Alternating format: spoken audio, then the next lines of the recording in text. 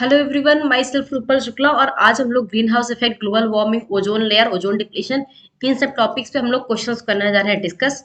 So a naturally occurring phenomena that is responsible for heating of earth's surface and atmosphere due to the presence of certain gases in the atmosphere is. तो इस phenomena को कहते हैं green house effect.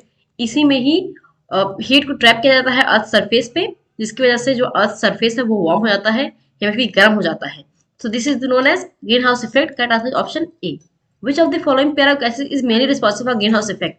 So green house effect के लिए oxygen ये responsible नहीं होता, नाइट्रोजन में नहीं होता. Nitrogen sulphur dioxide. So correct answer option C, carbon dioxide, methane और यहाँ पे CFCs, ozone and nitrous oxide भी गैसेस हैं. Mainly carbon dioxide and methane होते हैं. So correct answer option C. What is the result of green house effect. Earth की surface को warm कर देता है, गर्म कर देता है बहुत ही. तो इसकी वजह से क्या होता है कि जो melting of polar ice caps, तो आइस मेल्ट करने लगती है. कार्बन डाइऑक्साइड फर्टिलाइजेशन इफेक्ट ये भी होता है. Rising of sea level and global warming, तो ये भी होता है due to green house effect. So correct answer option D, all of them. Carbon dioxide is called green house gas because it is. तो जो कार्बन डाइऑक्साइड है ये generally होता है ट्रांसपेरेंट. ट्रांसपेरेंट होता है, लेकिन ये ट्रांसपेरेंट होता है सन से, लेकिन ट्रैप करता है हीट को. So correct answer option C. Next question, study carefully the following pie diagram representing the relative contribution of various green house gases to total global warming. Identify the gas A, B, C and D. तो यहाँ पे आपको हमने already बताया था अपने इसके पहले वाले लेक्चर में, जिसमें हमें ग्रीन हाउस गैसेस और एक ग्रीन हाउस इफेक्ट बताया हुआ है. तो हमने क्लियरली बताया था इसमें कि जो सबसे ज्यादा होता है वो होता है CO2. विद पाई चार्ट हमने बताया है. B methane, C is CFCs and D is nitrous oxide. So correct answer is option A, CO2, B.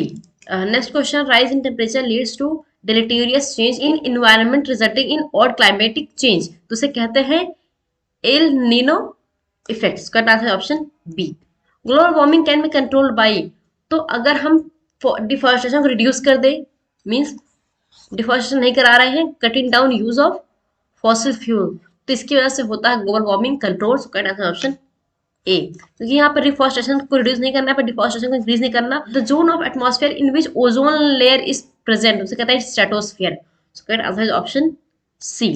The thickness of ozone in a column of air from the ground to the top of the atmosphere is measured in terms of. तो जो ozone है इसको major करते हैं in terms of Dobson unit, और decibel में use करते हैं साउंड को. So correct answer option D, Dobson unit. Ozone gas is continuously formed by the action of. So that is formed by action of CFCs. CFCs on molecular oxygen. Molecular oxygen in the stratosphere layer.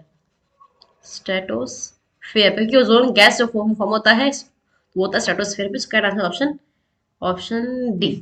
A balance should exist between production and degradation of ozone, by which factor this balance is being disrupted and cause reduction of ozone content in atmosphere. Choose the correct option. तो ozone का reduction होता है वो होता है due to chlorofluorocarbons. So correct answer option B. Next question, in stratosphere which of the following elements act as catalyst. So ये question बहुत important है. कैटलिस्ट काम करता है chlorine in degradation of ozone and release of molecular oxygen. So ये molecular oxygen को release करता है और हेल्प करता है डिग्रेडेशन ऑफ ओजोन एंड काम करता है as a catalyst. Correct answer is option B. Next question, fill in the blanks. A used as refrigerant. तो जनरली हम CFCs को यूज करते हैं as a refrigerant which reacts with UV in stratosphere to release chlorine atoms. ये काम करता है as a catalyst. Chlorine atoms act as a, तो हमने बताया act as catalyst to degrade ozone and release molecular oxygen. Bad ozone is formed in the troposphere and good ozone is found in stratosphere. So ऐसे बहुत सारे question निकल के आ गए हैं. And absorbs harmful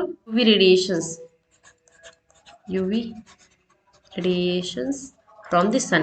So correct answer is A हमारा CFC था. B correct answer option B. Identify the incorrect match.